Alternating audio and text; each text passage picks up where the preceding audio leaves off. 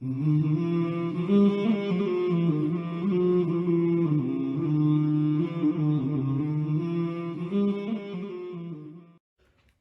للہ الحنان المنان الذي خلق الإنسان وعلمه البيان والصلاة والسلام على سيدنا ومولانا سيد الإنس والجان وعلى آله وصحبه ومن تبعه بإحسان. أما بعد، فأعوذ بالله من الشيطان الرجيم. بسم الله الرحمن الرحيم. أولئك كتب في قلوبهم الإيمان وأيدهم بروح منه. صدق الله العظيم وصدق فيما بلغنا رسوله النبي الأمين المتين الحبيب الكريم، ونحن على ذلك لمن الشاهدين والشاكرين والحمد لله رب العالمين. بگرداب بلا افتاد کشتی ضعیفاں و شکستہ رات پشتی بحق خواجہ عثمان ہارون. مدد کن مدد کن مدد کن یا معین الدین چشتی. غوث اعظم بمن بے سر و ساما مدد قبلہ دین مدد کعبہ ایماں مدد. شاہ بکس نوازی کن طبیبہ چار سازی کن مریض درد عصیانم اغثنی یا رسول اللہ صلی اللہ تعالی علیہ وسلم. ان اللہ و ملائکتہ یصلون علی النبی یا ایہا الذین آمنوا صلوا علیہ وسلموا تسلیما. اللهم صل على سيدنا ومولانا محمد طب القلوب ودوائها وعافية الأبدان وشفائها ونور الأبصار وضيائها وآله وصحبه وبارك وسلم. الحمد للہ رب العالمین. اللہ تبارک و تعالیٰ کا بے پناہ احسان ہے کہ اس وقت ہم امام اہل سنت اعلیٰ حضرت مجدد دین و ملت فقیہ النفس معجزۃ من معجزات الرسول اللہ تبارک و تعالیٰ کی سب سے عظیم اور بہت بڑی نعمت جو بر صغیر ہند میں ظاہر ہوئی، امام احمد رضا خان فاضل بریلوی رضی اللہ تعالی عنہ کی ذات بابرکت سے منسوب ایک محفل میں موجود ہیں، اور اس موقع پر آپ سے امام اہل سنت اعلیٰ حضرت رضی اللہ تعالیٰ عنہ کی حیات طیبہ کے ایک مخصوص گوشے کے حوالے سے گفتگو کرنے کی سعادت حاصل ہو رہی ہے. اللہ تبارک و تعالیٰ کی بارگاہ میں دعا ہے کہ اللہ تبارک و تعالیٰ مجھے حق کہنے، آپ سب کو حق سننے، ہم سب کو حق پر عمل کرنے کی توفیق رفیق عطا فرمائے. امام اہل سنت فاضل بریلوی رضی اللہ تعالیٰ عنہ کی ذات و شخصیت ایک ہمہ جہت شخصیت ہے. آپ کی ذات کوئی ایسی ذات نہیں جس کی شہرت، جس کی پاپولرٹی اور جس کو دنیا میں لوگ صرف کسی ایک وجہ سے جانتے ہوں. ایسا نہیں ہے، بلکہ جس میدان میں آپ دیکھیں، جس فن میں آپ دیکھیں اور جس جانب میں آپ دیکھیں، اس باب میں، اس جانب میں، اس میدان میں امام اہل سنت فاضل بریلوی امام احمد رضا خان مجدد دین و ملت یکتائے روزگار نظر آتے ہیں. وہ اس فن کے، اس باب کے، اس جانب کے امام نظر آتے ہیں. آج ہم نے آپ کی حیات طیبہ میں سے جس چیز کو ہماری گفتگو کا عنوان بنایا ہے وہ ہے اعلیٰ حضرت امام احمد رضا خان فاضل بریلوی اور علماء عرب. یہاں میں عام علماء کی بات نہیں کر رہا ہوں جو بر صغیر ہند و پاک سے یا دنیا کے مختلف علاقوں سے تعلق رکھتے ہیں. یہاں صرف علماء عرب اور اعلیٰ حضرت رضی اللہ تعالیٰ اس عنوان پہ ہماری گفتگو ہوگی. چونکہ اگر میں عمومی طور پہ اعلیٰ حضرت رضی اللہ تعالیٰ عنہ کے حوالے سے علماء کا کیا خیال ہے، اپنے وقت کے اکابر اولیاء ائمہ کا کیا خیال ہے، کیسے وہ اعلیٰ حضرت سے اپنا تعلق رکھتے تھے، اعلیٰ حضرت کی تعظیم کیسے کرتے تھے، ان کا رشتہ کیا تھا، اگر میں اس پہ گفتگو کرنا شروع کروں تو میرے لیے یہ نشست بہت ہی ناکافی ہوگی. لہذا صرف علماء عرب پہ میں یہاں اکتفا کروں گا. اس میں بھی انشاءاللہ العظیم میں اپنی ذات کے جو تجربے جس کا میں نے مشاہدہ کیا، میں نے بذاتی ہی بعینی ہی جن تجربات کا میں نے عالم عرب میں مشاہدہ کیا، اسے بھی میں آپ کے نظر کرنے کی کوشش کروں گا، کیونکہ یہ آپ کو کسی کتاب میں تو نہیں ملیں گے، لیکن یقین مانیے یہ تجربات اتنے خوبصورت تجربات ہیں، اور یہ تجربہ اتنا حسین تجربہ ہے، یہ اتفاقات اتنے حسین اتفاقات ہیں کہ یہ الحمدللہ ہمارے اندر ایمان کی رمق کو بڑھا دیتے ہیں، ہمارے اندر ایمان کو ایک تازگی بخشتے ہیں، اور ہمیں اس بات کا احساس کراتے ہیں کہ اگر کوئی ذات اللہ کے لیے اور اللہ کے رسول صلی اللہ تعالیٰ علیہ وسلم کے لیے اپنا سب کچھ قربان کر دے، تو کیسے ان کی وفات و وصال کے 100 سال گزر جانے کے بعد بھی ان کے نام کا چرچا، ان کے نام کا شہرہ، ان کے نام کا ڈنکا عرب و عجم میں بجتا ہوا نظر آتا ہے۔ انشاءاللہ میں اسے پیش کرنے کی کوشش کروں گا۔ میرے پیارے آقا صلاۃ التسلیم کے پیارے دیوانوں، اعلیٰ حضرت امام احمد رضا خان فاضل بریلوی ایک ایسے دور میں تشریف لائے جس دور میں اسلام کو، مسلمانوں کو اور اسلام کی جو حقیقی ترجمان ہیں اہل سنت والجماعت، جو حقیقی وہ اسلام جو نبی کریم صلی اللہ تعالی علیہ وسلم سے اور صحابہ کرام رضوان اللہ تعالی علیہ مجمعین سے ملا، اس اسلام کو ریپرزنٹ کرنے والے اہل سنت والجماعت، ان کے اوپر جب شب خون مارا گیا، بلکہ یوں سمجھ لیجئے کہ یہاں سے فرقہ واریت کی ایک بنیاد رکھی گئی، اس دور میں اعلیٰ حضرت رضی اللہ تعالیٰ عنہ کی ولادت ہوئی، تشریف لائے۔ دراصل اعلیٰ حضرت امام اہل سنت فاضل بریلوی رضی اللہ تعالیٰ عنہ کی ولادت سے پہلے تک، اگر آپ دیکھیں گے 1857 سے پہلے تک، تو اس وقت تک بر صغیر ہند میں نہ کسی فرقے کا وجود تھا، نہ کسی طبقے کا وجود تھا، نہ دیوبندیوں کا وجود تھا، نہ نجدیوں کا وجود، بر صغیر ہند میں نہ دیوبندیوں کا وجود تھا، نہ تبلیغی جماعت کا وجود تھا، نہ جماعت اسلامی کا وجود تھا۔ یہ سارے فرقے 1857 کے بعد بنائے گئے تاکہ جو اہل سنت والجماعت بر صغیر ہند میں اور پوری دنیا میں بستے تھے، ان کو کس طریقے سے بانٹا جائے، ان کو کس طریقے سے ڈیوائیڈ کیا جائے، ان کو کس طریقے سے تقسیم کیا جائے۔ یہ سارا کا سارا گیم پلان یہ ایسٹ انڈیا کمپنی، برطانوی سامراج کا تھا، جو مسلمانوں کو اپنا سب سے بڑا مقابل سمجھتی تھی، جس کو ہندوستان پر راج کرنے کے لیے اگر کوئی طاقت روک سکتی تھی اس وقت وہ طاقت تھی امت مسلمہ کی۔ تو انہوں نے اس میں تفریق ڈالنے کی کوشش کی اور طرح طرح کے فرقوں کو ہندوستان میں متعارف کرانے کی کوشش کی، اور اس کوشش میں انہوں نے مدد حاصل کی عرب کے وہابیہ سے۔ محمد بن عبد الوہاب نجدی کی جو تحریک تھی، اس تحریک سے انہوں نے مدد حاصل کی، اور اس تحریک کو اردو داں طبقے کے نزدیک جو بر صغیر ہند و پاک میں بستا تھا، اسے چند خریدے ہوئے لوگوں کے ذریعے سے متعارف کرانے کی کوشش کی، اور ان چند خریدے ہوئے لوگوں میں اسماعیل دہلوی کا نام بھی آتا ہے، خلیل احمد امبیڈوی کا نام بھی آتا ہے، رشید احمد گنگوہی کا نام بھی آتا ہے، قاسم نانوتوی کا نام بھی آتا ہے، اور اس اشرف علی تھانوی کا نام بھی آتا ہے، کیونکہ ان کی تحریریں، ان کی کتابیں، ان کی جو رائٹنگز ہیں وہ اس بات پہ شاہد ہیں کہ کس طریقے سے اہل سنت الجماعت اور مسلمانوں کے جو متفقہ عقائد تھے، ان عقائد پر شبخون مارا گیا۔ ان کے آنے سے پہلے علم غیب مصطفیٰ صلی اللہ علیہ وسلم پہ مسلمانوں میں کوئی اختلاف نہیں تھا، نبی کریم صلی اللہ علیہ وسلم کے حاضر و ناظر ہونے پہ کوئی اختلاف نہیں تھا، اللہ تبارک و تعالیٰ کی پاکیزگی و بزرگی پہ کہ اللہ سارے عیوب سے پاک ہے کوئی اختلاف نہیں تھا۔ یہ لوگ آئے، انہوں نے نبی کے علم غیب پہ سوالات کھڑے کیے، یہ لوگ آئے، انہوں نے اللہ تعالیٰ کی پاکیزگی کے اوپر سوالات کھڑے کیے کہ اللہ معاذ اللہ جھوٹ بھی بول سکتا ہے۔ یہ لوگ آئے جنہوں نے شیطان کے علم کو معاذ اللہ نبی کریم صلی اللہ تعالیٰ علیہ وسلم کے علم سے بڑا بتایا، ونعوذ باللہ من ذلک۔ یہ لوگ آئے جنہوں نے ایسی ایسی گستاخیاں کی جسے زبان سے ادا کرتے وقت ہمارا وجود بھی کانپ جاتا ہے۔ یہ کہنے لگے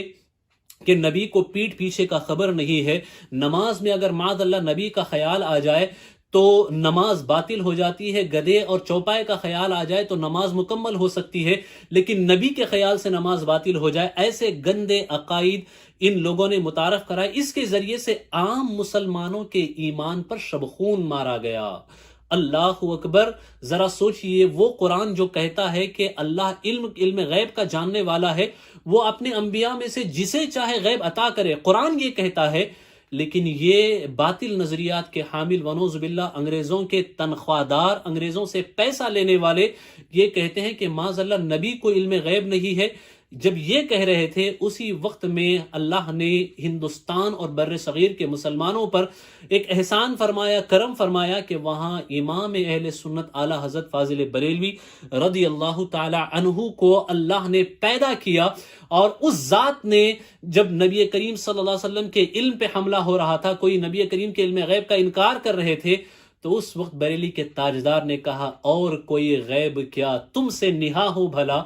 جب نہ خدا ہی چھپا تم پہ کروڑوں درود۔ اعلیٰ حضرت امام احمد رضا خان فاضل بریلوی 1856 میں آپ کی ولادت ہوئی،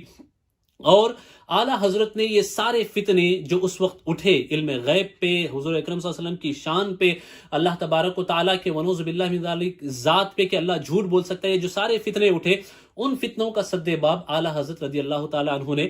فرمایا۔ تو یوں سمجھیے کہ اعلیٰ حضرت رضی اللہ تعالیٰ عنہ کو اللہ نے اہل ہند اور بر صغیر کے مسلمانوں کے ایمان کی حفاظت کے لیے پیدا فرمایا، اور تائید غیبی تھی کہ حملے متعدد جانب سے ہوتے تھے، مختلف طرف سے اسلام پہ، نبی کریم کی ذات پہ، اولیاء اللہ پہ، صحابہ کرام پہ، انبیاء علیہ السلام پہ، ان پہ اعتراضات ہوتے تھے۔ صحیح احادیث کو جھٹلایا گیا، جس حدیث میں نبی کریم صلی اللہ تعالی وسلم نے فرمایا کہ ان اللہ حرم علی الارض ان تأکل اجساد الانبیاء فنبی اللہ حی، اللہ نے زمین پر حرام کر دیا ہے کہ انبیاء کے جسموں کو کھائے، یہ نبی کریم صلی اللہ علیہ وسلم فرما رہے ہیں۔ لیکن دیوبند سے اٹھنے والے وہابیوں کے تنخواہ دار، وہابیوں کے ملازم، انگریزوں کے ملازم یہ کہتے ہیں کہ نبی معاذ اللہ مر کے مٹی میں مل گئے۔ تو ایسے وقت میں امام اہل سنت نے یہ پرچم بلند کیا، تو زندہ ہے واللہ، تو زندہ ہے واللہ، میری چشم عالم سے چھپ جانے والے، یا نبی کریم آپ زندہ ہے، اور آپ کی حیات کا حال تو یہی ہے کہ آپ کی ہر آنے والی گھڑی پچھلی گھڑی سے بہتر ہے، جیسا کہ قرآن کہتا ہے وَلَلْآخِرَةُ خَيْرٌ لَكَ مِنَ الْأُولَىٰ، کہ آپ کے آنے والی ہر گھڑی ہر پچھلی گھڑی سے بہتر ہے۔ آپ نے حدیث کی ترجمانی کی، آپ نے قرآن کی ترجمانی کی، اور قرآن و حدیث کی روشنی میں مسلمانوں کے عقیدے کی حفاظت فرمائی۔ آپ کی ان کوششوں، کاوشوں کی مہک بر صغیر ہند سے نکل کر کے عالم عرب میں بھی پہنچی۔ یہی وجہ ہے کہ اگر ہمیں عرب علماء اور اعلیٰ حضرت رضی اللہ تعالیٰ عنہ کے رشتے کو، اور کس طریقے سے عالم عرب کے علماء عرب، علماء حرمین شریفین، مکہ مکرمہ کے عظیم اکابر اولیاء اعلیٰ حضرت کی عظمتوں کو تسلیم کرتے ہیں، کس طریقے سے اعلیٰ حضرت رضی اللہ تعالی عنہ کو محبتوں کے ساتھ، عقیدتوں کے ساتھ نوازتے ہیں، اور کس طریقے سے آپ کی تعظیم و توقیر کرتے ہیں، اسے اگر ہمیں دیکھنا ہے تو ہمیں اعلیٰ حضرت رضی اللہ تعالی عنہ کے ان 2 سفروں کو دیکھنا ہوگا جو آپ نے حرمین شریفین کی طرف فرمائے۔ اعلیٰ حضرت نے اپنی حیات میں 2 حج کیے۔ پہلا حج جب آپ کی عمر 22 یا 23 سال کی تھی، یہ 1878 کا زمانہ تھا، جب آپ نے اپنے والد بزرگوار حضرت علامہ نقی علی خان کے ساتھ مدینہ المنورہ کی زیارت فرمائی، حج کا سفر فرمایا۔ یہ آپ کا پہلا حج تھا، اس وقت آپ کی عمر 22 یا 23 سال تھی۔ اور اس کے بعد آپ نے ایک دوسرا حج فرمایا، جس دوسرے حج کے سفر میں بہت سارے کمالات اور علماء حرمین سے آپ کے رشتے اجاگر ہوتے ہیں۔ ہم اس سفر پہ بات کرنے سے پہلے آئیے ہم پہلے سفر حج کے حوالے سے گفتگو کرتے ہیں۔ جب آپ پہلے سفر حج کے لیے تشریف لے گئے تو اس وقت آپ کی عمر 22 یا 23 سال کی تھی۔ اس وقت آپ نے الحمدللہ رب العالمین مکہ المکرمہ کے عظیم علماء، اس وقت جو شوافی کے مفتی ہوتے تھے، مفتی شافعیہ حضرت سید احمد بن زینی دہلان رحمۃ اللہ تعالی علیہ، اس کے بعد حضرت حسین بن صالح کمال رحمۃ اللہ تعالی علیہ، اس کے بعد حضرت علامہ شیخ عبداللہ السراج رحمۃ اللہ تعالی علیہ،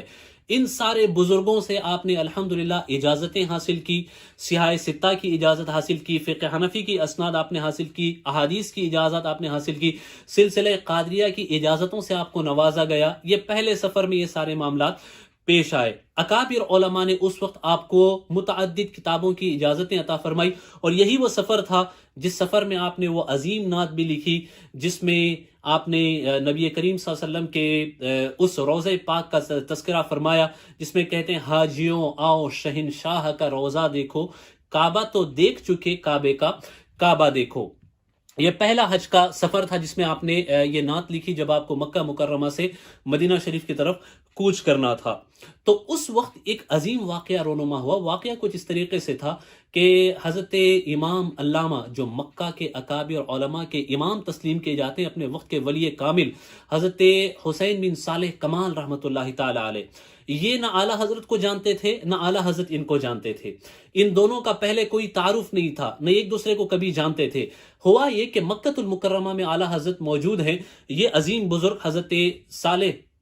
حسین بن صالح کمال یہ تشریف لائے رحمۃ اللہ تعالی اللہ، ان کی مزار اقدس پہ رحمت و انوار کی برسات فرمائے۔ یہ بزرگ تشریف لاتے ہیں، اور یہ بزرگ تشریف لانے کے بعد اعلیٰ حضرت امام اہل سنت کا ہاتھ اپنے ہاتھ میں لیتے ہیں، اور ان کا ہاتھ پکڑ کر کے انہیں لے کر کے اپنے دولت قدے پہ تشریف لے جاتے ہیں۔ اعلیٰ حضرت کو لیا اور لے کر کے دولت قدے پہ تشریف لے گئے، اور اعلیٰ حضرت نہ ان کو پہلے جانتے تھے نہ یہ اعلیٰ حضرت سے پہلے جانتے تھے، دونوں کا کوئی پہلے تعارف نہیں تھا۔ لیکن جب تشریف لے گئے تو جانتے ہیں یہ عظیم بزرگ اپنے وقت کے ولی کامل حضرت حسین بن صالح کمال رحمۃ اللہ تعالی علیہ، اعلیٰ حضرت رضی اللہ تعالیٰ عنہ کو فرماتے ہیں، یہ بزرگ تھے اور اعلیٰ حضرت کی عمر اس وقت 22-23 سال کی تھی۔ فرماتے ہیں کہ اے نوجوان، اے شہزادے، تعجب مت کرنا کہ میں نے تمہیں یہاں بغیر کسی پیشگی تعارف کے، میں آپ کو جانتا نہیں لیکن میں آپ کو اپنے دولت قدے پہ کیوں لے آیا، اس پہ تعجب مت کرنا، کیونکہ اگر تمہارے پاس اس کا اگر تم اس پہ تعجب کرتے ہو تو اس کا جواب میں تمہیں دیتا ہوں۔ تو کہتے ہیں انی لاجد نور اللہ من ھذا الجبین، فرماتے ہیں کہ اے نوجوان، میں نے تمہیں اپنے دولت قدے پہ اس لیے لایا ہے کہ میں تمہاری پیشانی سے اللہ کے نور کو برستا ہوا دیکھتا ہوں، اللہ کے نور کو ٹپکتا ہوا دیکھتا ہوں۔ تمہاری پیشانی سے جو نور ہدایت ٹپک رہا ہے وہ مجھے بتا رہا ہے کہ یہ نور ہدایت بر صغیر ہند و پاک ہی کے نہیں بلکہ پورے عالم کے مسلمانوں کے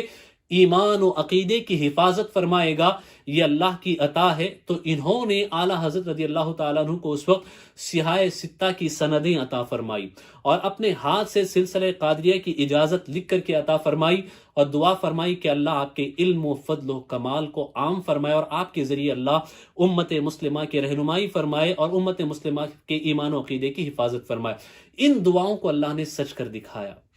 یہی حال ہوا کہ یہ پہلے حج کی بات تھی۔ اس کے بعد جب دوسرے حج کے لیے اعلیٰ حضرت رضی اللہ تعالیٰ عنہ تشریف لے گئے تو اس وقت آپ کے ساتھ آپ کے صاحبزادے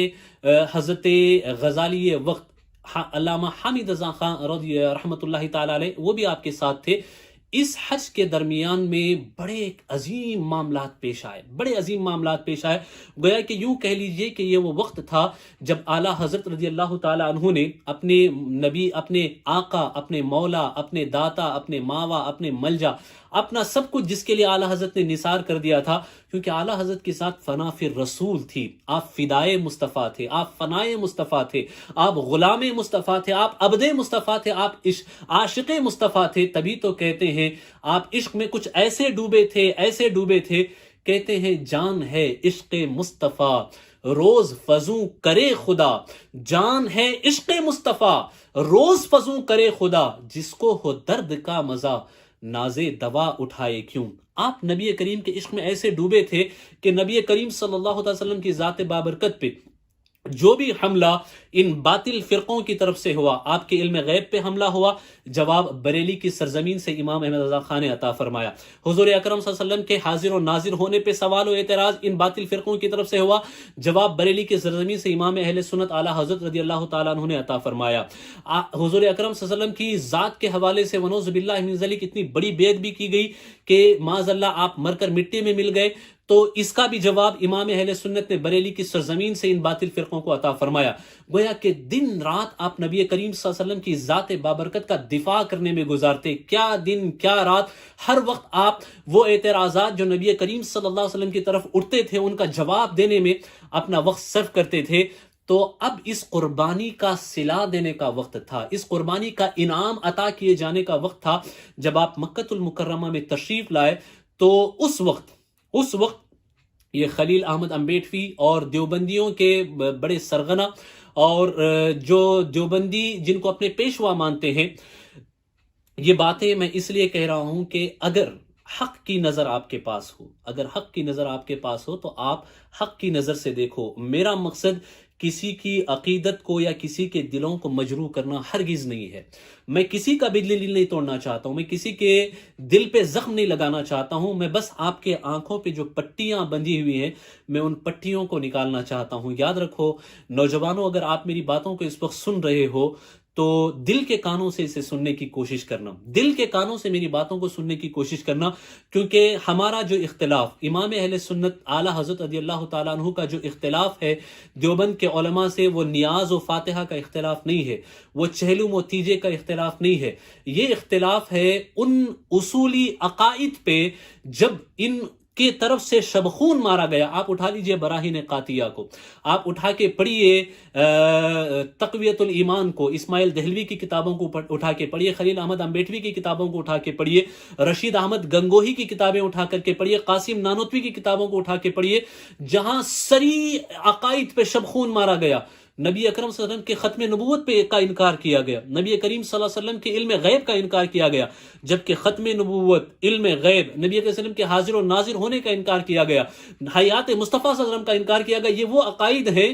جو صریح کتاب و سنت سے ثابت ہے، قرآن و حدیث سے ثابت ہے۔ جب ان عقائد کا انکار کیا گیا تو ان کا جواب اعلیٰ حضرت رضی اللہ تعالیٰ عنہ نے علم کی روشنی میں دیا، اعلیٰ حضرت نے دلائل کی روشنی میں دیا۔ میں ان نوجوانوں سے کہنا چاہتا ہوں جن کے ذہنوں میں اگر غلط فہمیاں ہیں، کوئی بھی بات کہنے سے پہلے تم اعلیٰ حضرت امام اہل سنت کی کتابوں کو پڑھو، اور ان کتابوں کو بھی پڑھو جہاں گستاخیاں کی گئیں، جہاں نبی کریم صلی اللہ علیہ وسلم کی ذات کو ونعوذ باللہ من ذالک، ونعوذ باللہ، یہ ایسے جملے کہے گئے کہ چمار کی ذات سے ونعوذ باللہ من ذالک، نبی کریم صلی اللہ علیہ وسلم کی ذات کو تشبیہ دینے گئی، وہاں ان کا مقابلہ کیا جانے لگا، شیطان کے علم کو نبی کے علم سے زیادہ بتایا جانے لگا۔ تم ان تحریروں کا مطالعہ کرو نوجوانوں، تمہیں پتا چلے گا کہ امام اہل سنت نے نبی کے سچے امتی ہونے کا حق ادا کیا ہے، اور انہوں نے امام اعلیٰ حضرت رضی اللہ تعالیٰ عنہ نے نبی کریم صلی اللہ علیہ وسلم کا دفاع کیا ہے، اور یہی دفاع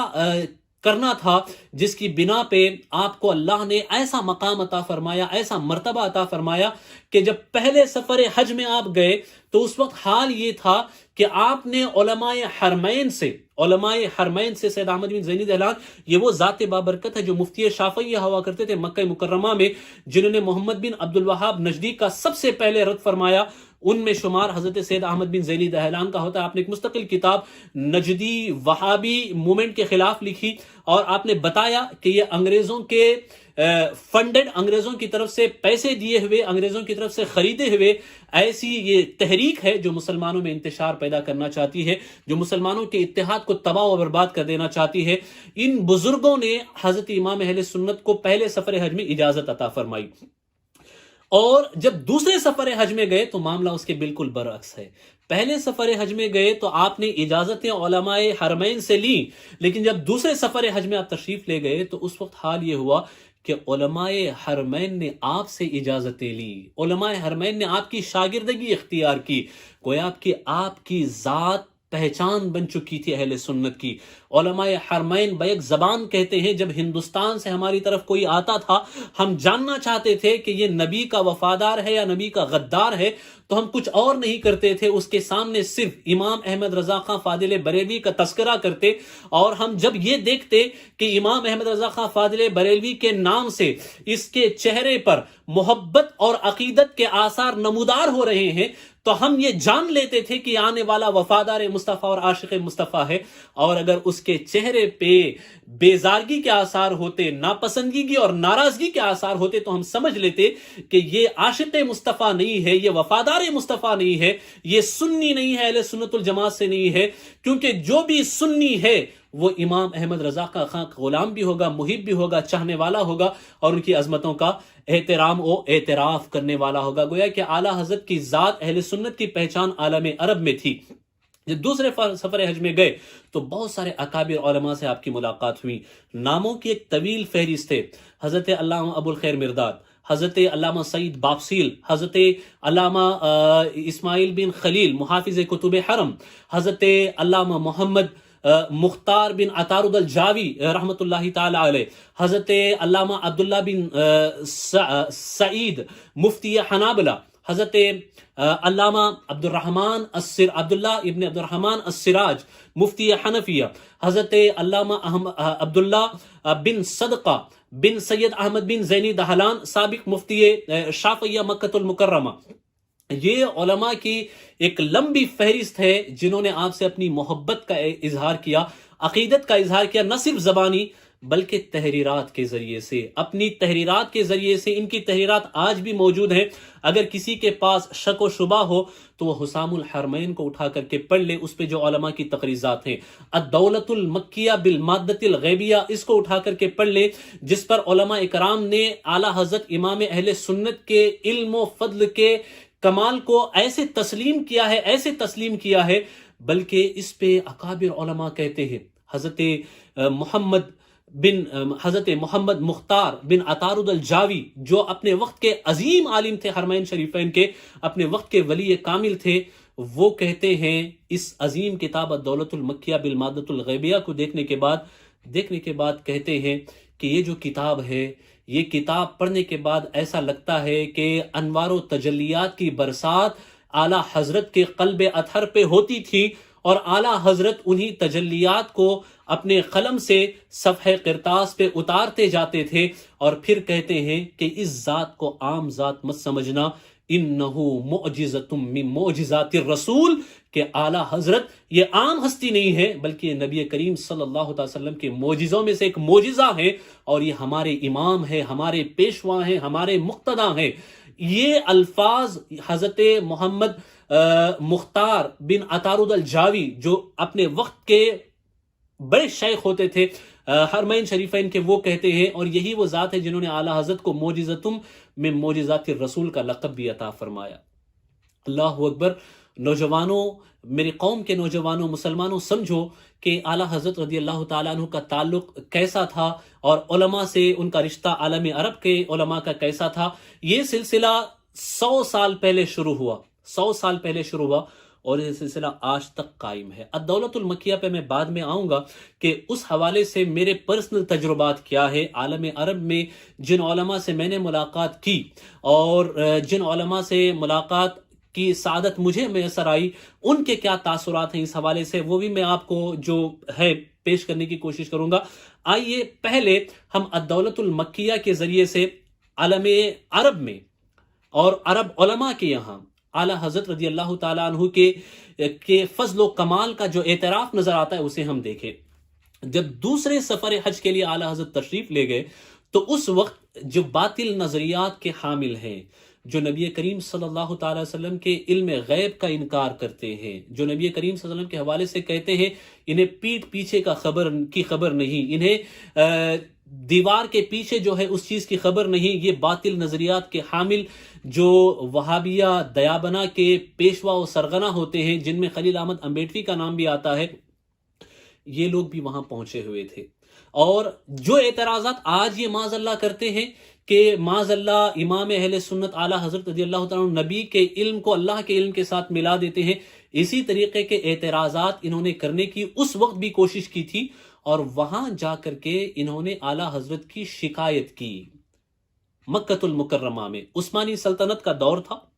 عثمانی خلافت کا دور تھا، وہاں جو شریف مکہ تھے ان کے پاس اور علماء کے پاس جا کر کے انہوں نے معاذ اللہ رب العالمین اعلیٰ حضرت رضی اللہ تعالیٰ عنہ کی شکایت کی، اور شکایت جو کی وہ کس شوق میں کی، کس گمان میں کی، اور کس خام خیالی میں کی جانتے ہیں؟ کیونکہ ہندوستان میں جو انہوں نے گستاخیاں کی تھی اس کا بلیغ رد، علمی رد قرآن و حدیث کی روشنی میں اعلیٰ حضرت نے فرمایا، اور اعلیٰ حضرت کو یہ جواب دینے سے قاصر رہے، یہ جواب نہ دے سکے۔ تو جب انہوں نے دیکھا کہ اب یہ حرمین شریفین میں آئے ہوئے ہیں، اس وقت اعلیٰ حضرت کے پاس نہ کتابیں ہیں، اس وقت نہ اعلیٰ حضرت کے پاس ان کی لائبریری ہے، اس وقت نہ اعلیٰ حضرت کے پاس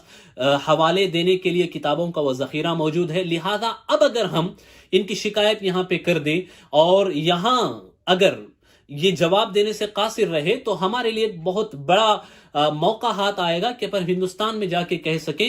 کہ عالم عرب میں یہ جواب دینے سے قاصر رہے۔ لیکن انہیں کیا معلوم کہ اعلیٰ حضرت کتابوں سے نہیں لکھتے تھے، اعلیٰ حضرت مصطفیٰ کی عطا سے لکھتے تھے۔ ان نادانوں کو کیا معلوم کہ اعلیٰ حضرت صرف کتابوں پہ بھروسہ نہیں کرتے تھے، وہ عطائے مصطفیٰ تھے، وہ گدائے مصطفیٰ تھے، وہ فنائے مصطفیٰ تھے، وہ فدائے مصطفیٰ تھے۔ وہ جب لکھتے تھے تو مصطفیٰ کریم کی بارگاہ سے فیوز و برکات کی برسات آپ کے قلب اطہر پہ ہوتی تھی، اور آپ انہی فیوز و برکات کا ترجمان بن کر کے قلم چلاتے تھے، اور جب وہ قلم چلتا تھا تو وہ الدولت المکیہ بالمادۃ الغیبیہ کی شکل میں سامنے آتا تھا۔ اعلیٰ حضرت خود فرماتے ہیں کہ انہوں نے شکایت کی تو اعلیٰ حضرت نے پھر لکھنا شروع کیا۔ اس وقت کتابیں نہیں تھیں اعلیٰ حضرت کے پاس، صرف 8 گھنٹے میں 8 گھنٹے میں اعلیٰ حضرت رضی اللہ تعالیٰ عنہ نے نبی کریم صلی اللہ تعالیٰ علیہ وسلم کے علم غیب کے اوپر یہ کتاب لکھی، جس میں آپ نے ثابت کیا کہ اللہ نے نبی کریم صلی اللہ علیہ وسلم کو علم غیب عطا فرمایا ہے، اور آپ نے یہ بتایا کہ جو لوگ معاذ اللہ کہتے ہیں کہ نبی کا علم اور اللہ کا علم ایک جیسا ہے، اور ہم پہ جو اعتراض کرتے ہیں بالکل غلط ہے، اور آپ نے اس کتاب میں ثابت کیا کہ نبی کریم صلی اللہ علیہ وسلم کا جو علم غیب ہے وہ عطائی علم ہے، یہ اللہ کا دیا ہوا علم ہے، اور اللہ تبارک و تعالیٰ کا جو علم ہے یہ علم عطائی نہیں، ذاتی علم ہے۔ اللہ کو علم کسی نے دیا نہیں، بلکہ اس کا علم ذاتی ہے، خود سے ہے، اور نبی کریم صلی اللہ علیہ وسلم کا جو علم ہے یہ اللہ کے دینے سے ہے، اللہ کے عطا کرنے سے ہے۔ تو اللہ کا علم علم ذاتی ہے، اور نبی کریم صلی اللہ علیہ وسلم کا علم علم عطائی ہے۔ جب اللہ کا علم علم ذاتی ہے، نبی کا علم علم عطائی ہے، تو یہاں برابری کیسے ہو سکتی ہے؟ اللہ کو کسی نے علم نہیں دیا، لیکن نبی کو علم اللہ کے دینے سے عطا کیا، اللہ کے عطا کرنے سے ہوا، اور اسی کی وضاحت اور اسی کی صراحت تو اللہ قرآن مجید میں فرماتا ہے کہ عالم الغیبی، اللہ عالم غیب ہے، وہ اپنے علم غیب پر کسی کو مطلع نہیں فرماتا الا من ارتضی من الرسول، لیکن رسولوں میں جنہیں اللہ چن لے، جن سے اللہ راضی ہو، انہیں عطا کرتا ہے۔ جب رسولوں میں جن سے اللہ راضی ہو انہیں اللہ علم غیب عطا کرتا ہے، تو نبی کریم صلی اللہ علیہ وسلم کی ذات تو یہ ہے، ان کی رضا کی شہادت و گواہی قرآن کریم کی سورہ بقرہ کی یہ آیت دیتی ہے، فَلَنُوَلِّيَنَّكَ قِبْلَةً تَرْضَاهَا، ان قریب ہم آپ کو اس طرف پھیر دیں گے، اسی قبلے کو اسی جانب ہم قبلہ بنا دیں گے جو آپ کی رضا ہے۔ تبھی تو بریلی کے تاجدار کہتے ہیں، دو جہاں چاہتے ہیں خدا کی رضا، پر خدا چاہتا ہے رضائے محمد۔ اللہ جن کی رضا چاہتا ہے، کیا انہیں اللہ علم غیب نہیں عطا فرماتا؟ صراحت کے ساتھ اللہ قرآن میں فرماتا ہے وَكَانَ فَضْلُ اللَّهِ عَلَيْكَ عَظِيمًا وَعَلَّمَكَ مَا لَمْ تَكُنْ تَعْلَمْ، اے محبوب ہم نے آپ کو وہ سب کچھ عطا کر دیا جو آپ نہیں جانتے تھے۔ یہ جو سب کچھ ہے اس کی حد اللہ جانتا ہے، اس کی کوانٹٹی اللہ جانتا ہے کہ اللہ نے کتنا عطا کیا، اور نبی کریم جانتے ہیں کہ انہوں نے اللہ سے کتنا حاصل کیا۔ یہ دیوبند کے ملا کون ہوتے ہیں جو نبی کے علم کو ناپنے لگے؟ یہ دیوبند کے ملا کون ہوتے ہیں جو نبی کے علم کو معاذ اللہ شیطان کے علم سے کم بتائیں، ونعوذ باللہ جو شیطان کے علم کو نبی کے علم سے زیادہ بتائیں؟ یہ اختیار ان ظالموں کو کس نے دیا کہ نبی کے علم کے حوالے سے گستاخی کرے، جبکہ اللہ قرآن میں فرماتا ہے وَعَلَّمَكَ مَا لَمْ تَكُنْ تَعْلَمْ، اے محبوب ہم نے آپ کو وہ کچھ عطا کر دیا، اتنا علم عطا کر دیا، دے دیا جو آپ نہیں جانتے، وہ سب کچھ دے دیا جو آپ نہیں جانتے تھے۔ تو یہ دینے والا اللہ ہے، لینے والے مصطفیٰ ہیں، تو ناپنے والے یہ دیوبندی کیوں ہوتے ہیں؟ ناپنے والے یہ باطل فرقے کے لوگ کیوں ہوتے ہیں؟ اللہ نوجوانوں کو ہی صحیح سمجھ عطا کرے۔ نوجوانوں، میں تمہیں یہ باتیں اس لیے بتا رہا ہوں، میں تمہارا دل توڑنا نہیں چاہتا۔ ہو سکتا ہے تم میں سے میری باتیں سننے والوں میں بہت سارے جن کی عقیدتوں کے تار دیوبند سے جڑے ہوں گے۔ یاد رکھو، عقیدت کی بنیاد قرآن و حدیث ہونی چاہیے، عقیدت و محبت کی بنیاد صحیح عقیدے ہونے چاہیے جو صحابہ کا عقیدہ ہے۔ تلاش کرو قاسم نانوتوی اور خلیل احمد امبیٹوی، اسماعیل دہلوی، قاسم نانوتوی اور اشرف علی تھانوی، رشید احمد گنگوہی، کیا ان کے عقیدے صحابہ کے عقیدے جیسے ہیں؟ میں چیلنج کر کے کہتا ہوں ان کا عقیدہ صحابہ کے عقیدے کے خلاف ہے، ان کا عقیدہ تابعین کے عقیدے کے خلاف ہے، ان کا عقیدہ قرآن کے عقیدے کے خلاف ہے، ان کا عقیدہ حدیث کے عقیدے کے خلاف ہے۔ ہو سکتا ہے اس کی پردہ پوشی کرنے کی آج جو دیوبند کی نئی نسل ہو وہ کر رہی ہو، لیکن ان کی کتابوں میں تلاش کرو، تمہیں یہ صریح گستاخیاں ملیں گی جنہوں نے نبی کریم صلی اللہ علیہ وسلم کی ذات کے حوالے سے کی ہے۔ مجھے بتاؤ کیا قرآن یہ کہتا ہے کہ اللہ جھوٹ بول سکتا ہے؟ یہ عقیدہ تمہارے ان پیشواؤں کا ہے۔ مجھے بتاؤ کیا قرآن یہ کہتا ہے کہ شیطان کا علم نبی کے علم سے زیادہ ہے؟ یہ عقیدہ تمہارے پیشواؤں کا عقیدہ ہے۔ یہ مجھے بتاؤ کیا کسی صحابی کا یہ عقیدہ ہے کہ معاذ اللہ نبی مر کر مٹی میں مل گئے، جبکہ حدیث کہتی ہے کہ اللہ کے نبی زندہ ہے اور زمین پر اللہ نے حرام کر دیا ہے کہ وہ انبیاء کے جسموں کو کھائیں؟ یہ عقیدہ تمہارے پیشواؤں نے اپنی کتابوں کے اندر لکھا ہے۔ میں اگر تم کسی موقع پہ چاہو تو وہ کتابیں، حوالے اور وہ محفوظ ہیں، آج بھی ہم تمہیں دکھانے کے لیے تیار ہیں۔ یہ بس ایک کوشش ہے تاکہ جو غلط فہمی تمہارے ذہنوں پہ یا پٹی تمہاری آنکھوں پہ پڑی ہوئی ہے وہ پٹی نکلے اور تم حق کو پہچانو، سچائی کو پہچانو، صداقت کو پہچانو، اور یہ جو گندے عقیدے ہیں ان عقیدوں سے توبہ کرو۔ ایک بہت بڑی ٹرک ہے جو آج کھیلی جا رہی ہے، ان عقیدوں کو چھپانے کی کوشش کی گئی۔ ان عقیدوں کو جو پرانی طباعت تھی، پرانی جو کتابوں میں انہوں نے لکھا تھا، اسے بدل کر کے، پیج بدل کر کے آج شائع کرنے کی کوشش کی گئی۔ بہت سارے ایڈیشنز میں اس کو مٹانے کی کوشش کی گئی۔ یہ سب کچھ کرنے کی بجائے اگر سچے ہو، برات کا اظہار کر دو کہ ہاں یہ عقیدے گندے ہیں، جس کا اظہار بہت سارے وہابیوں نے، دیوبندیوں نے کیا۔ انظر شاہ کشمیری کو لے لو اور دوسرے تمہارے علماؤں کو لے لو، جو دیوبندی مکتب فکر کے علماء ہیں، انہوں نے، بہت ساروں نے اس بات کا اعتراف کیا اور کہا کہ یہ جو تحریریں ہیں جو ہمارے اکابر سے سرزد ہوئی، جو انہوں نے اپنی کتابوں میں لکھی، ہم ان کا دفاع نہیں کر سکتے۔ بس ہمارے لیے یہی ایک چارہ ہے کہ بیچ چوراہے پہ لا کر ان تحریروں کو جلا دیا جائے۔ یہ کہنے والے دیوبندی علماء خود ہیں،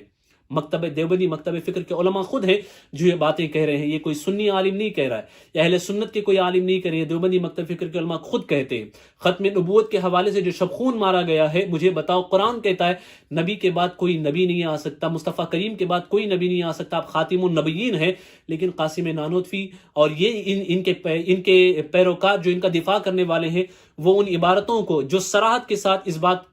کا ذکر کرتی ہے، کہتی ہے کہ معاذ اللہ نبی کریم صلی اللہ علیہ وسلم کے بعد بھی کوئی نبی آ سکتا ہے، مصطفیٰ کریم کے بعد بھی کوئی نبی آ سکتا ہے۔ یہ ختم نبوت کا انکار ہے، یہ سری آیات قرآنیہ کا انکار ہے جو کتابوں کے اندر موجود ہے۔ یہ الزام نہیں ہے، یہ کتابوں کے اندر موجود ہے، کسی بھی جگہ کسی بھی وقت ہم انہیں دکھانے کے لیے تیار ہیں۔ یہ سب بات اس لیے کہہ رہے ہیں تاکہ حق تم پہ آشکارا ہو جائے۔ بہرکیف اب یہ ہوا کہ علم غیب کا مسئلہ تھا، علم غیب کے مسئلے پہ شکایت لگائی گئی، تو اعلیٰ حضرت نے الدولۃ المکیہ کتاب لکھی، اور یہ کتاب لکھنے کے بعد اس کتاب کو اعلیٰ حضرت رضی اللہ تعالیٰ عنہ نے شریف جو عثمانی سلطنت کے جو وہ حاکم وہاں ہوا کرتے تھے مکہ میں، وہاں پیش کیا۔ علماء کی ایک جماعت تھی، ایک بہت بڑی جماعت تھی علماء کی اس جماعت کے درمیان میں اس کتاب کو پیش کیا گیا۔ علماء نے بھی پڑھا، شریف نے بھی پڑھا، حاکم نے بھی پڑھا، اور جب ان دشمنوں نے اور ان حاسدوں نے اعلیٰ حضرت کے حوالے سے ایک فرمان جاری کرنے کا تقاضا کیا، اصرار کیا، تو اس وقت مکہ کے حاکم کا یہ جواب تھا کہ کس زبان سے تم مجھ سے اس بات کا مطالبہ کرتے ہو کہ میں امام احمد رضا خان کے خلاف کوئی حکم جاری کروں، کیونکہ انہوں نے یہ جو کتاب لکھی ہے، اس کتاب کے حق اور سچی ہونے کی گواہی حرمین کے سارے علماء دے رہے ہیں، مکہ کے علماء دے رہے ہیں، مدینہ کے علماء دے رہے ہیں۔ نہیں، مجھے تو اس کتاب کو پڑھنے کے بعد ان کی محبت و عقیدت میں اور اضافہ ہونے لگا ہے، اور میں بھی یہ کہنے پہ مجبور ہوں کہ تمہاری جو باتیں تھیں یہ غلط ہے، اور جو علم غیب کے حوالے سے انہوں نے نظریہ اس کتاب میں پیش کیا ہے وہی نظریہ صحیح ہے۔ الدولۃ المکیہ پہ بڑے بڑے اکابر علماء، حضرت اسماعیل بن خلیل محافظ کتب حرم مکی، انہوں نے تقریض لکھی۔ اس پہ حضرت علامہ ابو الخیر مرداد، اس کے علاوہ حضرت علامہ سعید بابسیل، اس کے علاوہ حضرت مفتی حنابلہ، یہ بات میں خاص کر کے ذکر کرنا چاہتا ہوں، مفتی حنابلہ حضرت علامہ عبداللہ بن سعید حنبلی رحمۃ اللہ تعالی علیہ، یہ حنابلہ کے مفتی ہوا کرتے تھے مکۃ المکرمہ میں۔ الدولۃ المکیہ جب آپ نے پڑھی، جب آپ نے دیکھا، تو الدولۃ المکیہ دیکھنے اور پڑھنے کے بعد آپ لکھتے ہیں کہ اس کتاب کا لکھنے والا کوئی عام شخص نہیں ہے، اس کتاب کا لکھنے والا کوئی عام عالم نہیں ہے، بلکہ یہ اپنے وقت کے علماء ائمہ کا امام ہے، اور اس کی تحریر میں جو گہرائی ہے اسے دیکھ کر کے ہم یہ بات سمجھ میں آتی ہے کہ یہ ذاتی کمال نہیں ہے، یہ عطائی کمال ہے، یہ حضور اکرم صلی اللہ علیہ وسلم کی بارگاہ سے فیوز و برکات کی برسات ہے جو دولت المکیہ کی شکل میں سامنے آ رہی ہے۔ وہ خود لکھتے ہیں، وہ الفاظ کا ترجمہ میں آپ کو بتا رہا ہوں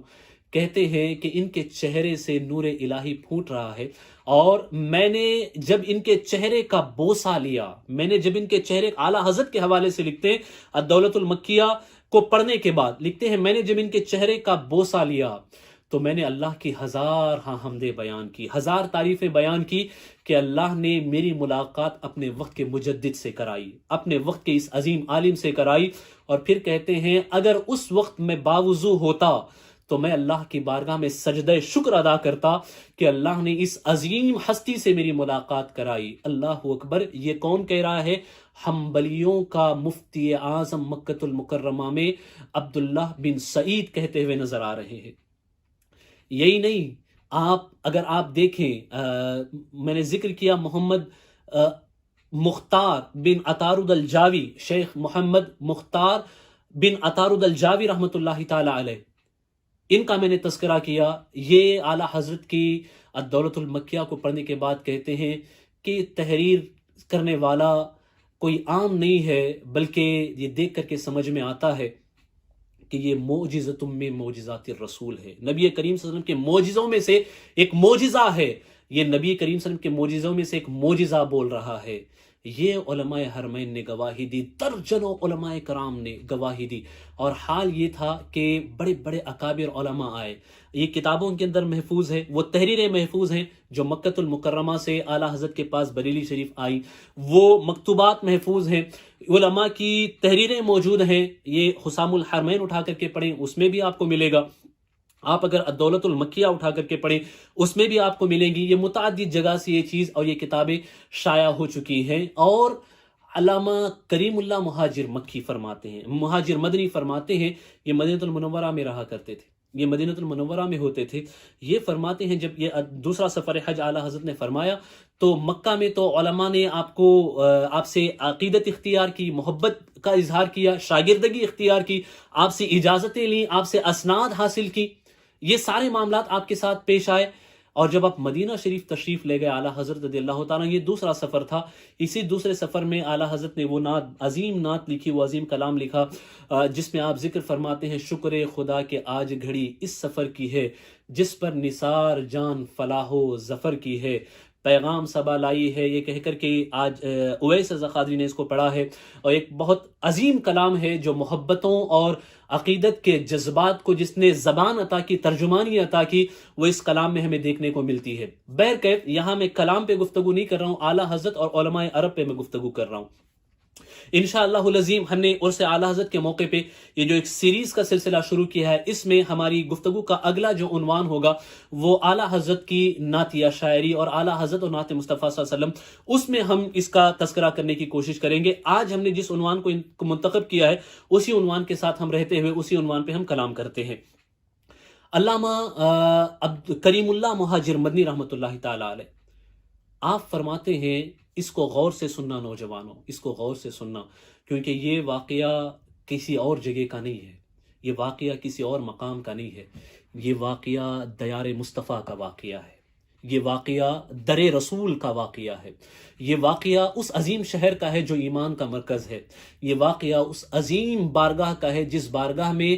فرشتے 70,000 صبح کو 70,000 شام کو آتے ہیں، اور جو ایک بار آتے ہیں دوبارہ انہیں آنے کا موقع میسر نہیں آتا۔ 70,000 صبح کو 70,000 شام، جو ایک بار آئے دوبارہ نہ آئے گا،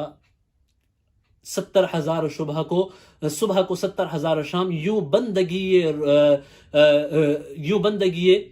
رخ آٹھوں پہر کی، یوں بندگی زلف رخ آٹھوں پہر کی، اعلیٰ حضرت فرماتے ہیں، اور کہتے ہیں کہ جو ایک بار آئے دوبارہ نہ آئے گا، آسی پڑے رہیں تو سدا عمر بھر کی ہے۔ غلاموں کے لیے تو نبی کے دروازے زندگی بھر کے لیے کھلے ہیں، 1000 بار بھی جائیں کھلے ہیں، یہ حضور کی عنایت ہے، حضور کی عطا ہے۔ اس عظیم شہر کا یہ واقعہ ہے، مدینہ المنورہ کا یہ واقعہ، اور گواہی دینے والے امام بھی کوئی اور نہیں ہے حضرت علامہ کریم اللہ مہاجر مدنی رحمۃ اللہ تعالی، جو اپنے وقت کے عظیم علماء میں، حرمین شریفین کے مدینہ منورہ کے علماء میں شمار ہوتا ہے۔ آپ کہتے ہیں ہندوستان سے ہزاروں علماء آتے، ہندوستان سے درجنوں علماء، سینکڑوں ہزاروں علماء آتے ہیں، مختلف علاقوں سے علماء آتے ہیں، اور کہتے ہیں مدینے کی گلیوں میں نے دیکھا کہ بڑے بڑے اپنے وقت کے اکابر علماء ہندوستان سے بھی آتے ہیں، دوسری جگہوں سے بھی آتے ہیں، لیکن کوئی انہیں پوچھتا نہیں، وہ عام لوگوں کی طرح پھرتے ہیں، گھومتے ہیں، اور چونکہ علماء کا ایک جمع غفیر وہاں پہ ہمیشہ ہوتا ہے، وہ آتے ہیں پھرتے ہیں، انہیں کوئی خاص ایسی توجہ زیادہ نہیں ملتی، لیکن کہتے ہیں کہ امام احمد رضا خان فاضل بریلوی رحمۃ اللہ تعالی علیہ جب مدینہ منورہ آتے ہیں تو میں نے دیکھا مدینۃ المنورہ کے اندر کہ مکہ کے علماء، مدینہ کے علماء، حرمین کے علماء، عالم عرب کے علماء، مختلف ممالک کے علماء جب اعلیٰ حضرت حرمین شریف آتے ہیں تو یہ اعلیٰ حضرت کے گرد ایسا گھیرا بنا لیتے ہیں جیسے پروانے شمع کے گرد گھیرا بنا لیے ہوں۔ علماء کا ایک جمع غفیر ہوتا ہے جو اعلیٰ حضرت سے استفادہ کرنا چاہتا ہے، علماء کا ایک جمع غفیر ہوتا ہے جو اعلیٰ حضرت سے سوالات پوچھنا چاہتا ہے، علماء کا ایک جمع غفیر ہوتا ہے، ایک بہت بڑی جماعت ہوتی ہے جو اعلیٰ حضرت کی قیام گاہ پر بار بار آتے جاتے رہتے ہیں، آتے جاتے رہتے ہیں۔ کہتے ہیں ہندوستان کے آنے والے جتنے بھی علماء آئے ان میں سے میں نے کسی کے حوالے سے ایسا نہیں دیکھا، یہ صرف امام احمد رضا کو یہ مقبولیت اور یہ قبولیت دیار مصطفیٰ میں عطا ہوئی، اور کیوں نہ عطا ہو، کیونکہ مصطفیٰ کریم صلی اللہ علیہ وسلم پہ اپنی جان فدا کر دینے والے، اپنا سب کچھ قربان کر دینے والے عبد مصطفیٰ، فنائے مصطفیٰ، فدائے مصطفیٰ، عاشق مصطفیٰ اعلیٰ حضرت ہیں، تو نبی کریم کی بارگاہ میں بھی اللہ نے انہیں یہ ایسی عظیم مقبولیت عطا فرمائی، ایسا عظیم مقام عطا فرمایا۔ یہ کہنے والے کریم اللہ مہاجر مدنی رحمۃ اللہ تعالی علیہ۔ اب آئیے الدولۃ المکیہ کے حوالے سے ایک بہت ہی اہم چیز کا میں تذکرہ کرنا چاہتا ہوں۔ یہ کتاب جو تقریباً آج سے 100 سال پہلے لکھی گئی، 100 سال پہلے لکھی گئی الدولۃ المکیہ بالمادۃ الغیبیہ، جس میں اعلیٰ حضرت رضی اللہ تعالیٰ عنہ نے اللہ کے رسول صلی اللہ علیہ وسلم کے علم غیب کو ثابت کیا، اور اس پر حرمین شریفین ہی نہیں بلکہ عالم عرب کے دنیا بھر کے علماء نے اپنی تقریضات لکھی اور اعلیٰ حضرت کے فضل و کمال کو تسلیم کیا اور اعلیٰ حضرت کی امامت کو تسلیم کیا۔ اس کتاب کے ساتھ میری بھی ایک حسین یادگار جڑی ہوئی ہے، اس کتاب کے ساتھ میرا بھی ایک حسین تجربہ جڑا ہوا ہے، اس عظیم کتاب کے ساتھ میرا بھی ایک بہت ہی خوبصورت اتفاق و تجربہ جڑا ہوا ہے۔ دراصل بات ہے 2011 کی، اس وقت میرا قیام مصر میں الازہر یونیورسٹی میں ہوا کرتا تھا، وہ ہمارے زمانے طالب علمی کا دور ہوا کرتا تھا۔ مصر کے اندر ہر سال کتابوں کا ایک بہت بڑا میلہ لگتا ہے، بہت بڑا میلہ، انٹرنیشنل بک فیسٹیول کے لیجئے، جس کو معرض الکتب الدولی کہا جاتا ہے۔ عربی کتابوں کا، مختلف زبانوں کی کتابوں کا، دنیا بھر کے بڑے بڑے سٹالز، بڑے بڑے مکتبے وہاں آ کر کے اپنی شاپس لگاتے ہیں اور لاکھوں کتابیں وہاں خریدی جاتی ہیں، بیچی جاتی ہیں، لوگ اپنی اپنی لائبریریوں کے کلیکشن کے لیے کتابیں جمع کرتے ہیں۔ تو میرا بھی کتابوں سے ایک شوق ہونے کے ناطے ایک عادت ہے، بزرگوں کی عطا کہہ لیجئے اور بزرگوں کے نالین درست کرنے کا صدقہ کہہ لیجئے، کہ کتابوں سے ایک شغف ہے کہ کتابوں کا ایک کلیکشن میں بھی جمع کروں، کتابیں میں بھی جمع کروں، مختلف کتابیں مختلف اکابر ائمہ علماء کی لکھی ہوئی انہیں جمع کروں۔ اسی شوق کے تحت میں بھی اس معرض میں، اس انٹرنیشنل کتابی میلے میں پہنچا۔ میں نے کچھ سٹالز کراس کیے اور کچھ سٹالز کراس کرنے کے بعد ایک سٹال پہ پہنچا تو وہاں میری نظر جو ہے ایک کتاب پہ پڑی۔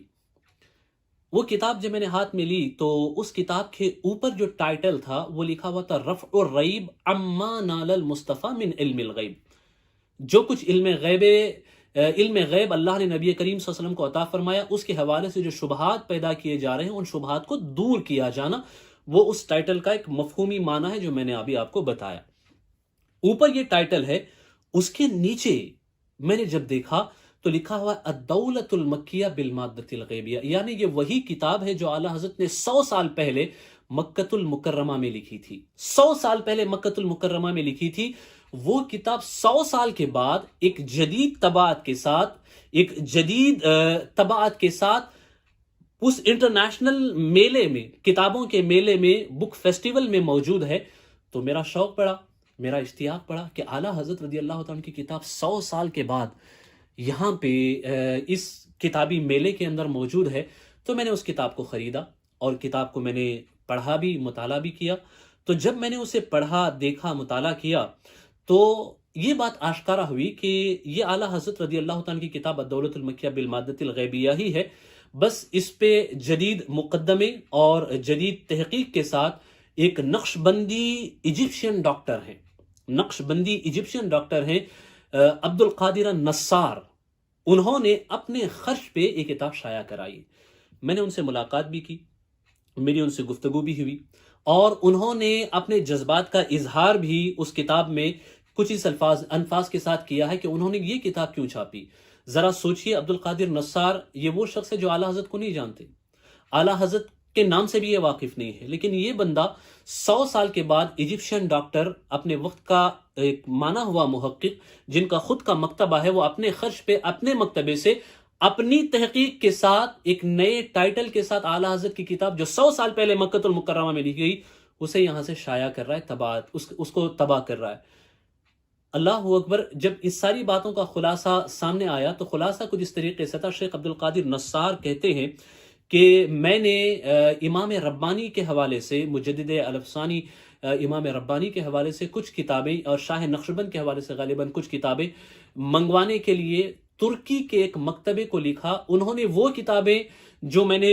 منگوائی تھی وہ کتابیں تو نہیں بھیجی، مجھے ان کتابوں کے بدلے میں کچھ انہوں نے قلمی نسخے بھیجے جن کو پڑھنا بھی مشکل ہوتا تھا، دشوار ہوتا تھا،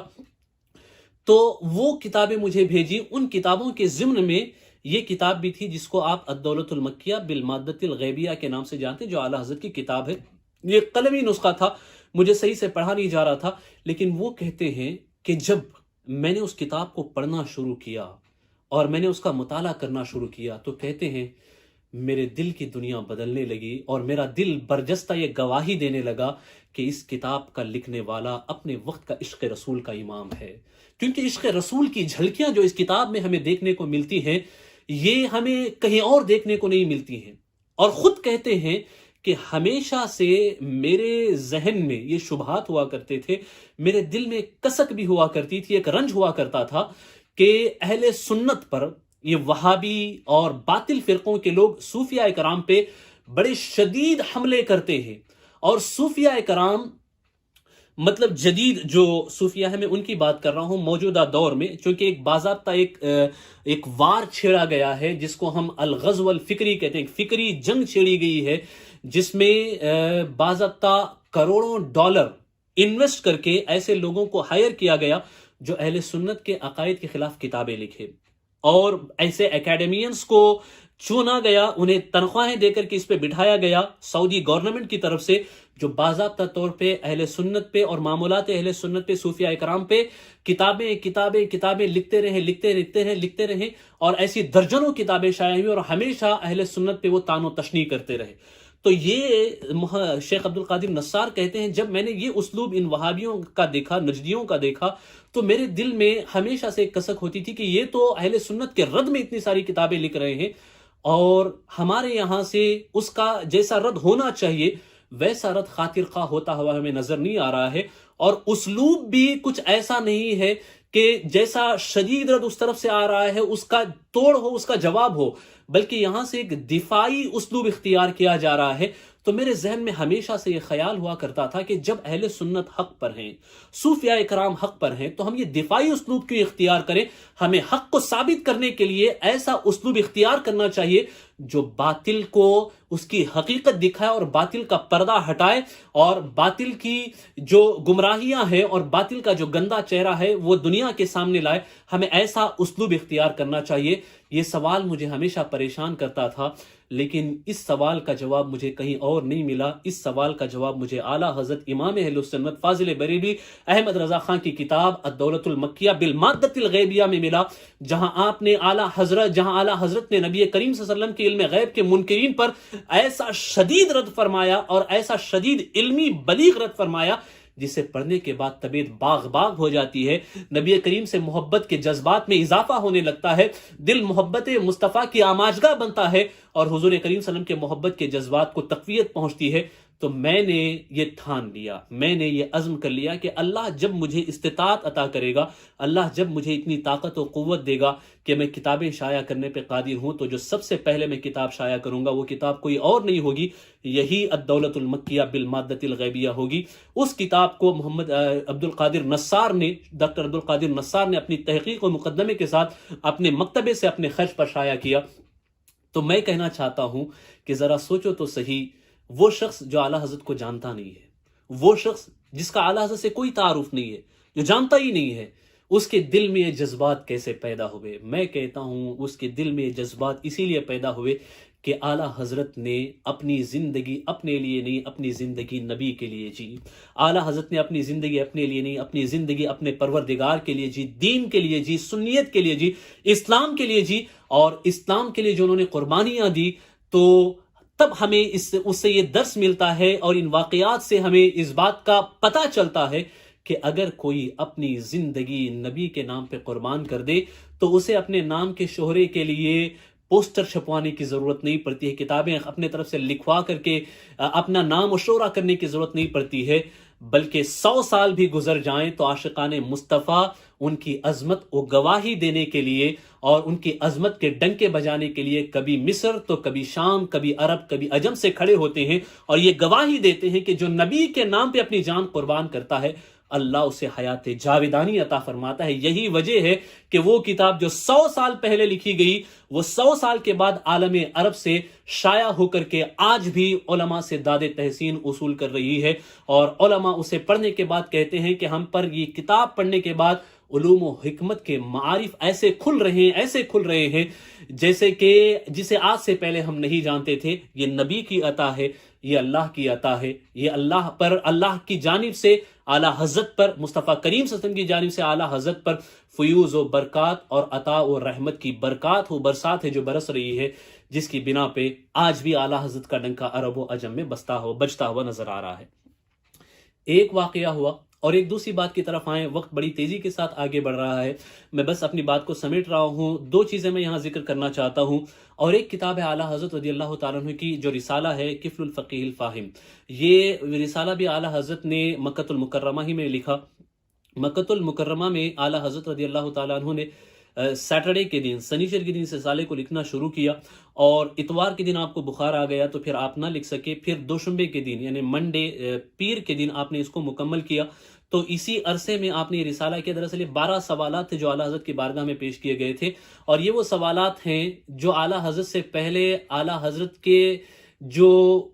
حضرت سے پہلے کے علماء ہیں ان پہ بھی پیش کیے گئے تھے، لیکن ان علماء سے ان سوالات کے جوابات نہیں بن پائے تھے، وہ جوابات نہیں دے پائے تھے، اور یہ جو سوالات جن علماء سے کیے گئے تھے وہ بھی مکہ کے بڑے اکابر علماء تھے۔ دراصل یہ پورا مسئلہ کچھ اس طریقے سے ہے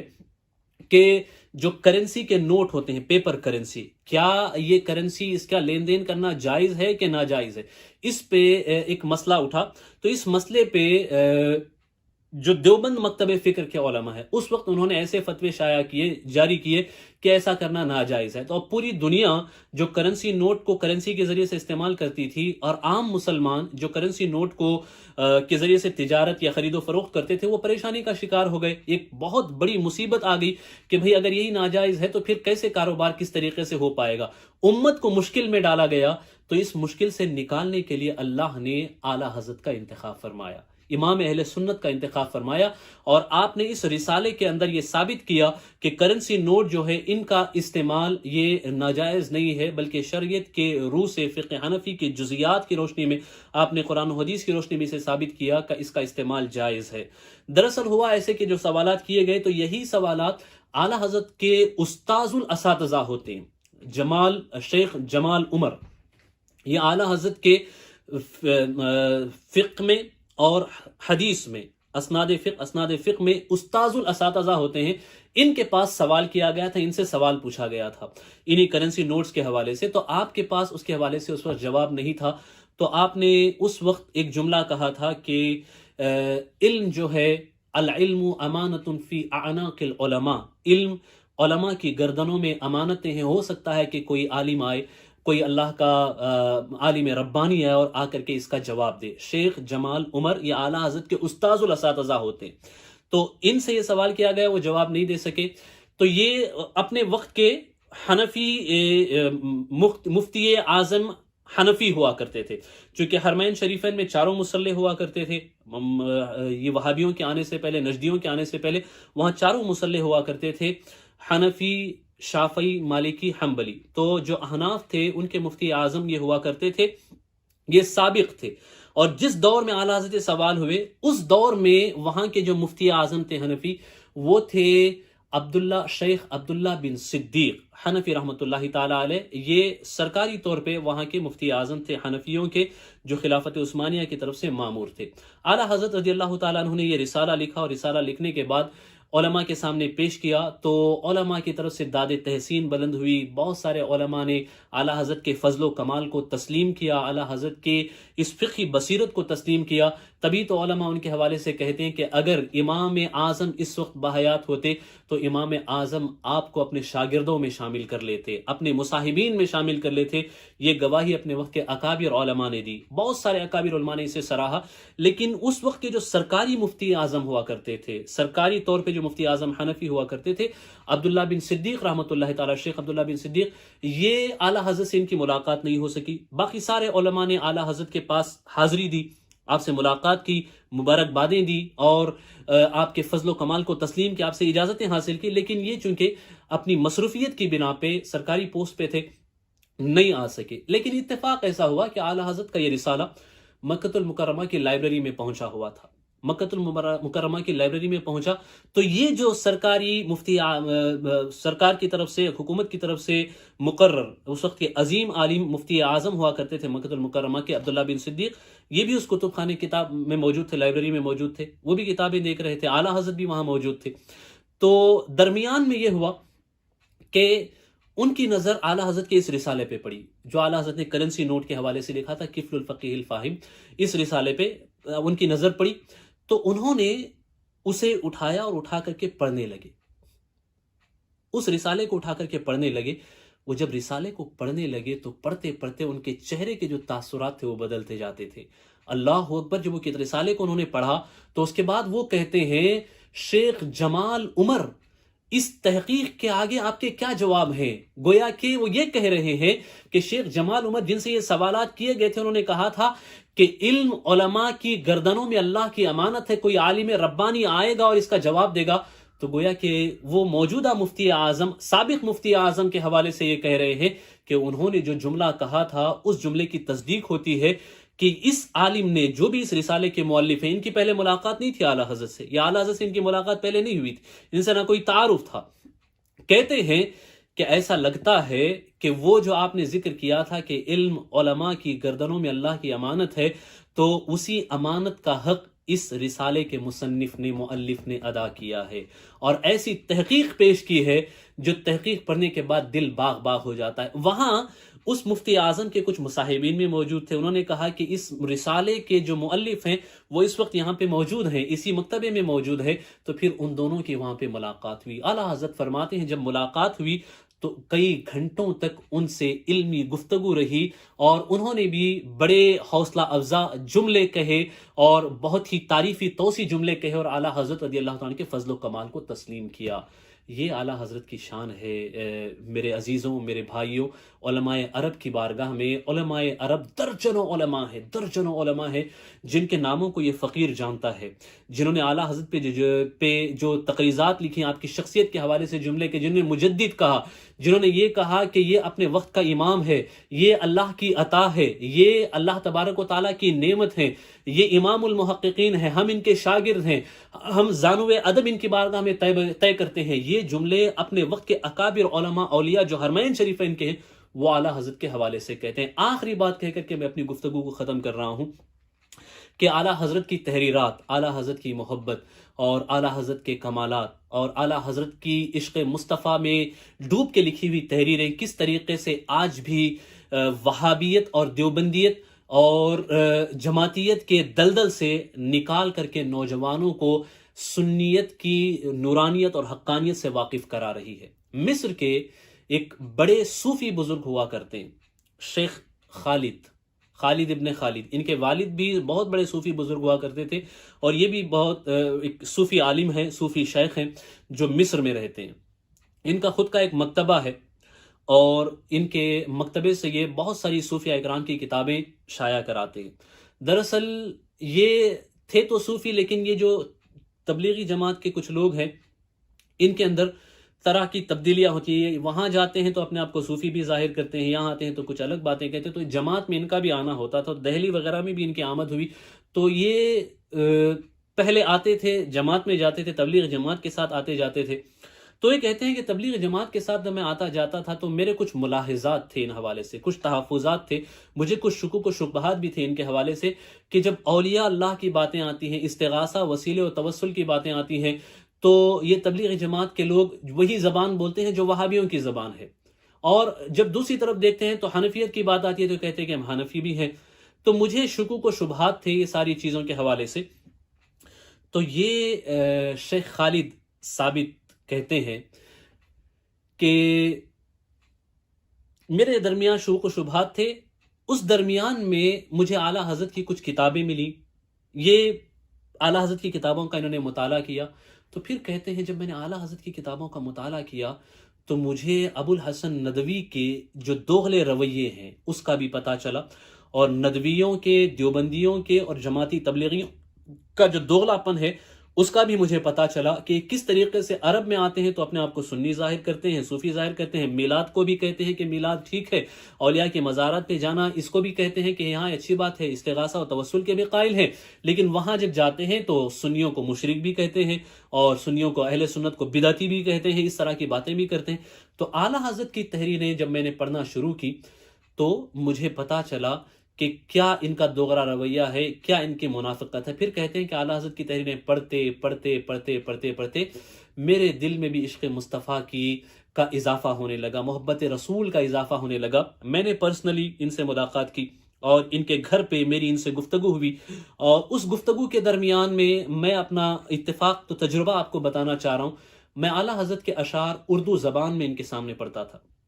اعلیٰ حضرت کے اشعار میں اردو زبان میں ان کے سامنے پڑھتا تھا، اور میں نے دیکھا کہ ان کے آنکھوں سے آنسو جاری ہوتے تھے۔ میں نے کہا میں اردو کے اشعار پڑھ رہا ہوں اور اردو تو آپ کو سمجھ میں نہیں آتی ہے، لیکن پھر بھی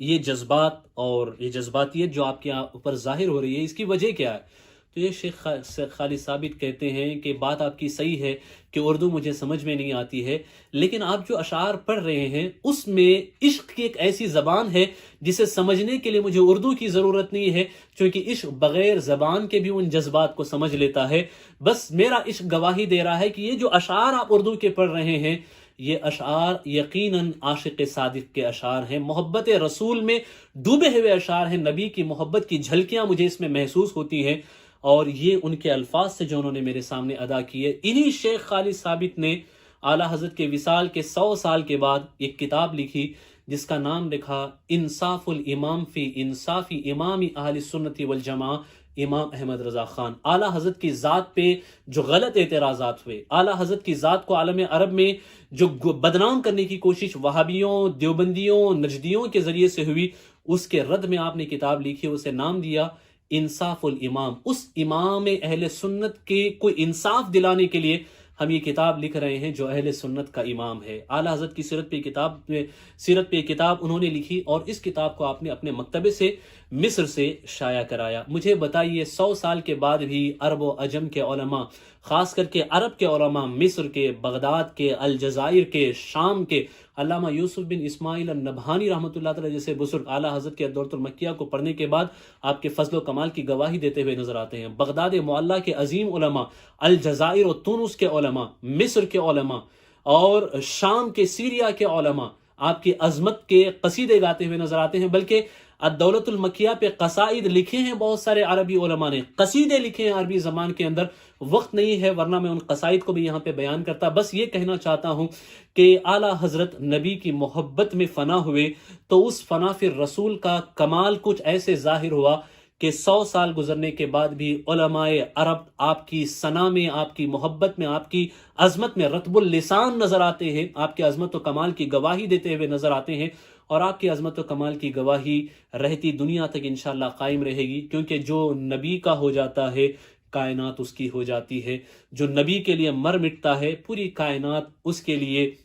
اس کے اشارے کے تحت ہو جاتی ہے۔ من کان للہ کان اللہ لہو کے مژدے اور جلوے وہاں ظاہر ہوتے ہیں۔ اللہ ہمیں اعلیٰ حضرت امام اہل سنت کی سچی پکی محبت عطا فرمائے، اور اعلیٰ حضرت کا جو علمی کام ہے اللہ اسے دنیا تک ہمیں پہنچانے کی توفیق رفیق عطا فرمائے۔ کہنے سننے میں کوئی بھی خطا ہو، غلطی ہو، لغزش ہو، اللہ تعالیٰ اپنے پیارے حبیب صاحب الاولاق صلی اللہ تعالی وسلم کے صدقے میں معاف فرمائے۔ استغفر اللہ ربی من کل ذنب وخطیۃ واتوب الیہ وما علینا الا البلاغ۔ السلام علیکم ورحمۃ اللہ۔